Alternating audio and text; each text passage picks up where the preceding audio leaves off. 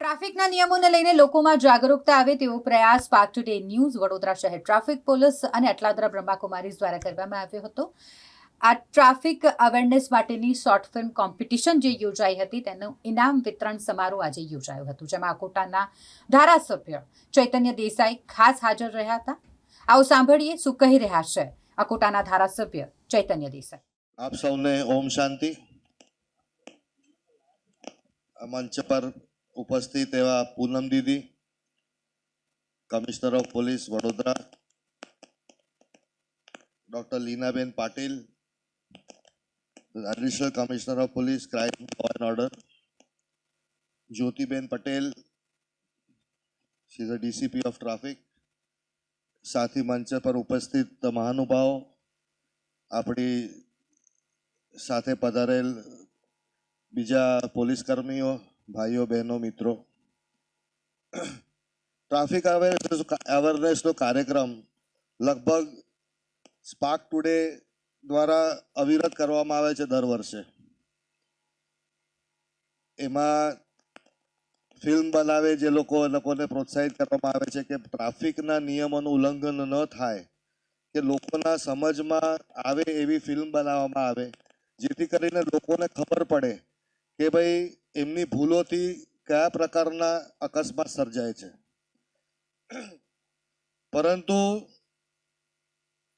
આપણે એ ભૂલી જઈએ છે કે ટ્રાફિક પોલીસ, ટ્રાફિક વિભાગ, પોલીસ ડિપાર્ટમેન્ટ લો એન્ડ ઓર્ડરના સિચ્યુએશનને પ્રોપર સરખું વ્યવસ્થિત રાખવામાં કે રાખવાની ખૂબ કાળજી લેતી હોય છે। હવે આપણે આઝાદ થઈ ગયા છે। 1947 પહેલા એવું હતું કે ભાઈ અંગ્રેજો કંઈ પણ નિયમ મૂકે ને આપણે ભંગ કરીએ, એમાં આપણે કહીએ હા આપણે ભંગ કર્યો। પરંતુ 1947 પછી આપણે પોતે સ્વતંત્ર થયા છે, પોતાના આપણે નીતિ નિયમ ઘડ્યા છે। જે લોકોએ પણ નીતિ નિયમ ઘડ્યા છે બહુ વ્યવસ્થિત સારા ઘડ્યા છે। પરંતુ હવે આજની તારીખમાં આપણે એવું વિચાર કરીએ કે ભાઈ હું નિયમ ભંગ કરું ને હું મોટો થયો કે હું કંઈક આઈ એમ સમથિંગ અબાવ એવરીથિંગ, એવું તો ન હોવું જોઈએ। ટ્રાફિક એટલે ફક્ત વાહનોનો ટ્રાફિક નથી હોતો। ટ્રાફિક એટલે લોકો પણ જે રસ્તા ઉપર ચાલતા હોય છે, દ્વિચક્રી વાહનો ઉપર સાયકલ વાળો બી લઈને ચાલતો હોય છે, તો એ પણ ટ્રાફિકનો જ એક ભાગ છે। અમે પણ જોતા હોઈએ છીએ કે ઘણી વખત જે રીતે કમિશનર સાહેબે કીધું કે લારી ગલ્લા રસ્તા ઉપર કે ફૂટપાથ પર હોય છે, જેમાં રાહદારીઓને ચાલવાની તકલીફ થતી હોય છે। તેમજ અમે પણ વારંવાર મ્યુનિસિપલ કમિશનર વડોદરા મહાનગરપાલિકાને કહેતા હોઈએ છીએ કે ભાઈ ફૂટપાથ ચાલવા માટે છે। આપ જોશો કે ઘણી બધી જગ્યાએ એડવર્ટાઇઝમેન્ટ બોર્ડના ટોટેમ્સ એ ફૂટપાથ પર જ લગાડેલા છે। ખૂબ બધી જગ્યાઓએ તમારે સોસાયટીના નામ કે વિસ્તારનું તમને એરોઝ કે પેલું ડાયરેક્શન આપેલા હોય એના ટોટેમ્સ પણ ફૂટપાથ પર જ લાગેલા છે। એમના તરફથી બે પહેલ છે, એ ધીરે ધીરે એમને હટાવી અને ફૂટપાથોને ચાલવા લાયક કરવામાં એમને પણ લીધું છે કે ભાઈ હા તમારી વાત સાચી છે, એ આપણે એવું કરવું જોઈએ। ખૂબ બધી જગ્યાઓ પર આપણે જોઈએ તો રસ્તાઓ પર ઇલેક્ટ્રિસિટીના થાંભલા ઊભા હોય છે, ટેલિફોન ડિપાર્ટમેન્ટના ડબ્બા ઊભા હોય છે। હવે તો મોબાઈલનો જમાનો આવી ગયો છે, ટેલિફોન પણ ઓછા વપરાય છે, પરંતુ ટેલિફોન ડિપાર્ટમેન્ટ એ સેન્ટ્રલ ડિપાર્ટમેન્ટ છે, અમારા સ્ટેટ કરતાં ઉપર, એટલે એમનેથી થોડું સમજાવતા અમને તકલીફ પડે છે। પણ કદાચ આવતા સમયમાં લગભગ એ પણ બધા અમે કાઢવામાં સક્ષમ રહીશું, એમની જગ્યા પ્લેસમેન્ટ ચેન્જ કરવામાં સક્ષમ રહીશું। એટલે ભલે આપણને 70 વર્ષ થયા કે 75 વર્ષ થયા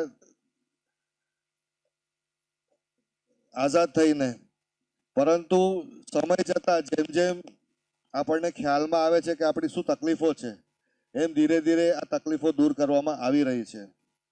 હું સાથે એક વિષય પાછો બીજો મૂકવા માંગુ, અમે નીચે જ વાત કરી રહ્યા હતા કે ટ્રાફિક અવેરનેસ માટે જે પ્રકારની ફિલ્મો બનાવવામાં આવે છે કે હેલ્મેટ પહેરવું જોઈએ, હેલ્મેટ ન પહેરે તો શું થાય, કે ફોન પર વાંકો મુંડી મૂકીને પેલો ચલાવતો હોય વાહન તો એને શું થાય, એ બધું આપણે જોઈએ છે। પરંતુ મારું આપને પણ પરેશભાઈ કેવું છે કે એનિમેટેડ કોઈ હોય કે જે આપણે કોર્પોરેશન દ્વારા ખૂબ બધા 4 રસ્તાઓ પર ટોપ લાઇન્સ મૂકીને મોટા ડિજિટલ બોર્ડ્સ મૂક્યા છે. તો આપણે એની ઉપર એનિમેટેડ હોય તો પછી તમે કોઈ ફિલ્મ જનરેટ કરો કે ભાઈ ટ્રાફિક લાઇટનો શું મતલબ છે. લેન તો આપણે ત્યાં 2 લેન છે, 3 લેન છે, તો 3 લેન પર આપણે સમજો કે આયરોસ ડ્રો કર્યા હોય તો એનું શું મહત્વ છે. આજે આપ ટ્રાફિકમાં જુઓ તો કોઈને જમણી બાજુ વળવું હોય તો છેક ડાબી બાજુ આવીને ઊભા રહેશે ને પછી જમણી બાજુ વળશે. એનાથી શું થાય તો એક્સિડન્ટ તો 100% થવાના, કારણ કે 2-3 મિનિટનો ટ્રાફિક હોય આપણું ટ્રાફિક લાઇટ ઉપર, દરેકને જવાની જલ્દી છે. આજે જે પહેલો જે સીધો જવાનો છે એક્સિલેટર દબાવે જાય, સામે પેલો આવીને ઊભો રહે એટલે પત્યું. એટલે આ પ્રકારની અવેરનેસ પણ લોકોમાં આપવી જરૂરી છે કે તમે તમારી પોતાની લેનમાં ચાલો, ટ્રાફિક લાઇટ્સનું તમે માન રાખો કે ટ્રાફિક લાઇટ્સ કંઈ એમને એમ કંઈ મજા માટે કંઈ આપણે મૂકી નથી. They are not disco lights on the traffic 4 રસ્તા પર. લાલ લાઇટ કેમ છે તો એનું એક મહત્વ છે, પીળી લાઇટ કેમ થાય છે તો એનું એક મહત્વ છે, ગ્રીન લાઇટ થાય છે તો એનું પણ એક મહત્વ છે. આપણને ટાઈમના સેકન્ડ્સ પણ આપ્યા છે કે તમને આટલા સમયે તમને રોકાવું પડશે કે આટલા સમયમાં તમને પાર કરવું પડશે. ઘણા બધા લોકેશન્સ પર પીક અવર્સમાં ઇસ્યુ થતા હોય છે, પરંતુ ટ્રાફિક વિભાગ દ્વારા એ સાંજના સમયના પણ ધ્યાન રાખવામાં આવ્યું છે. અને અમુક ટાઈમ તમે જુઓ તો દિવસના સમજો 24 સેકન્ડ ઓપન રહેતું હોય તો એ 4 રસ્તાઓ પર પીક અવર્સમાં એ તમારું ડબલ ટાઈમ થઈ જતો હોય છે. એટલે આ બધું ગણતરી કરીને પોલીસ વિભાગ કામ કરતું હોય છે.